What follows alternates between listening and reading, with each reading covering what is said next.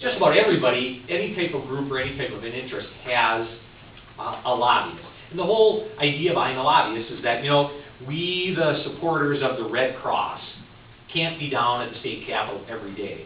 So we're going to hire a person who's going to lobby our interests or inform the legislature about our interests. And I think that's fine.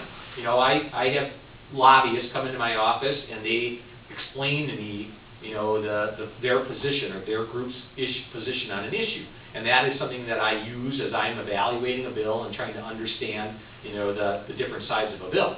And that's how that process should work. I think where lobbyists get a bad name is because legislators, unfortunately, will sometimes allow a lobbyist's opinion to change their opinion and kind of override what they're hearing from their constituency and from the people that they represent. And that's where I think we as legislators actually create the problem there.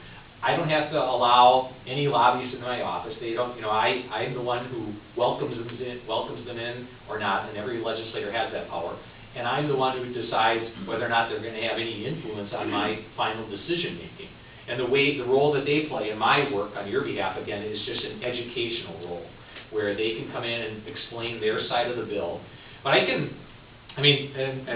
you know, pretty bold in telling you this, and I'm confident of it. I've never in my 8 years as your senator had a vote.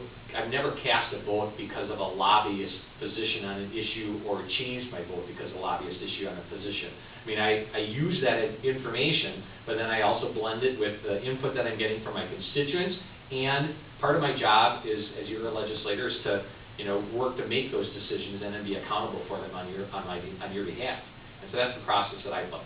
In Wisconsin, we have probably the strictest laws regarding lobbyist influence of any state in the nation.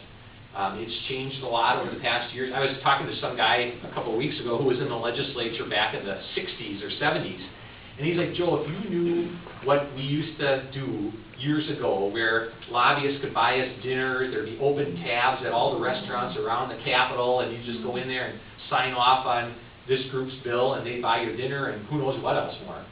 I mean, in Wisconsin right now, I can't even officially accept a cup of coffee from someone who is affiliated with a lobbying organization because that's a violation of state law. And so it's gotten much tighter in regard to the influence that they can make on us financially. It's basically null, but they still play a role in educating.